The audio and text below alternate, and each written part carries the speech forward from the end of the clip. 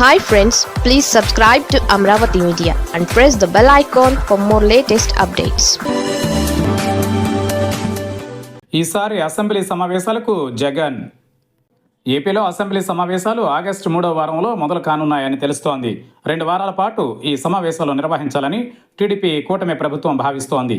కూటమి అధికారంలోకి వచ్చాక ఖచ్చితంగా వర్షాకాల సమావేశాలు నిర్వహిస్తూ వస్తోంది. ప్రతి ఏటా కనీసం 3 సెషన్లు నిర్వహించేలా స్పీకర్ అయ్యన్న పాత్రుడు చర్యలు తీసుకుంటున్నారు.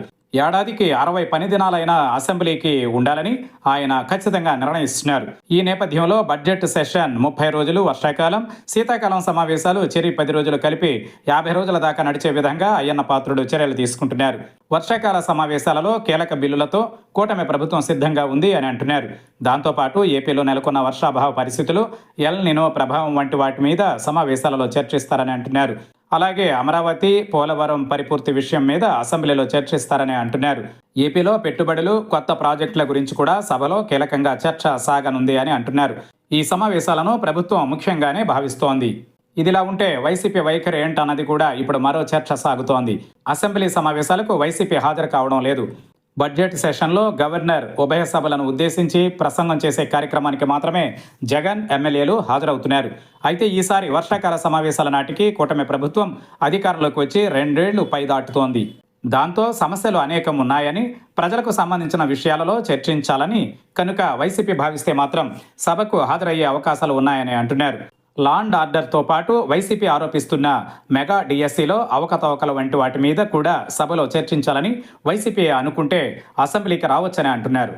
మరోవైపు చూస్తే జగన్ ఈసారి అసెంబ్లీ సమావేశాలకు హాజరవుతారా అన్నది కూడా అంతా ఆలోచిస్తున్నారు. ఎందుకంటే బడ్జెట్ సెషన్ సమయంలోనే ఆయన వస్తారని అనుకున్నారు. కానీ అది జరగలేదు. కానీ ఈ సమావేశాలకు వైసీపీ అధినేత వస్తే అది రాష్ట్రంలో కూడా కీలకమైన అంశంగా మారుతుందని అంటున్నారు. అంతేకాదు అసెంబ్లీ మీద ఫోకస్ పెరుగుతుందని చెబుతున్నారు. మరోవైపు చూస్తే అసెంబ్లీలోనే ఏ సమస్య అయినా చర్చించాల్సి ఉంటుంది. వైసీపీ అసెంబ్లీకి దూరంగా ఉండడంతో గ్రాఫ్ తగ్గుతోంది అన్న విమర్శలు కూడా ఉన్నాయి. దీని మీద వైసీపీలో అంతర్గతంగా కూడా తర్జన భర్జన సాగుతోందని అంటున్నారు. అసెంబ్లీకి వైసీపీ వెళ్లడం వల్ల లాభమే తప్ప నష్టం ఉండదని అంటున్నారు. ఇక ఈ సభలో మాజీ మంత్రి దివంగత ముద్రగడ పద్మనాభానికి సంతాపం వ్యక్తం చేసే తీర్మానం ఉంటుంది.